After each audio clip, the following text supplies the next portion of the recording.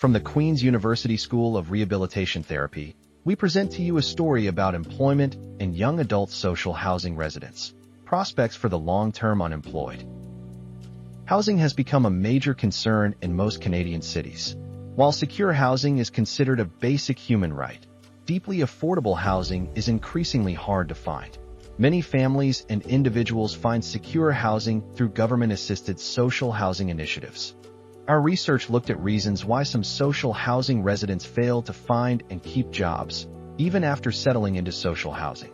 In fact, employment rates of people in social housing can be as low as 10%. The reasons for this are complicated. In this video, we focus on young social housing residents who have not been in stable employment for several years, people who have given up hope of finding a regular job. Let's consider the experiences of Anthony. Anthony is 32 years old. He completed high school, but dropped out of a community college program after one semester due to anxiety and difficulty focusing on his work. Since then, he's had a few short-term jobs, including working at a grocery store, unloading trucks at a warehouse, and helping in a restaurant kitchen. But none of these positions lasted more than a few months. As time went on, Anthony grew discouraged.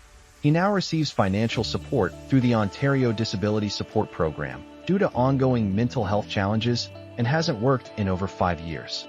Despite not having a job, Anthony keeps busy. A few times a week, he works on personalized comic books as gifts for family and friends. It's not much, but it gives him a sense of purpose. In high school, his art teacher once told him he had a gift, something Anthony still holds on to. Anthony's sleep schedule is irregular.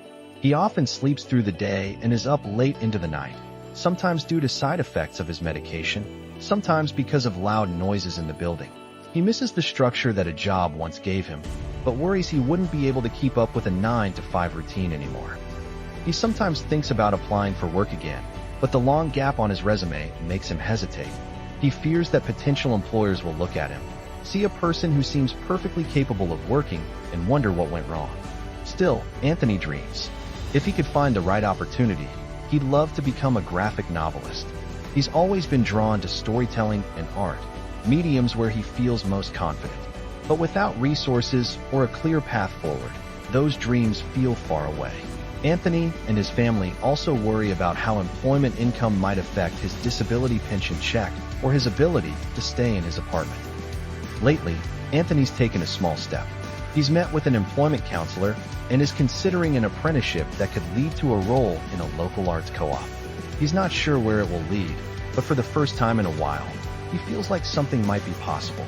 His counselor has assured him that earning a wage will not affect his housing eligibility, and that he can continue on disability benefits with only minor deductions depending how much he earns.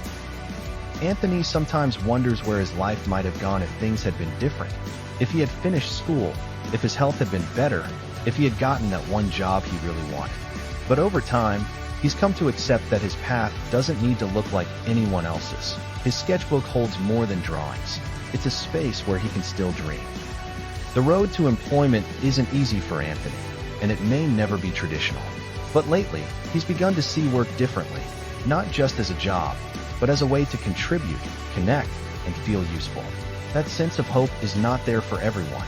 However, highlighting the need for a full range of support. Work reentry points like educational upgrading programs, work integration social enterprises, and supported employment programs could provide hope for many social housing residents. With the stability that social housing provides and the right support systems in place, Anthony is starting to imagine a future where purpose from working might once again be part of his life.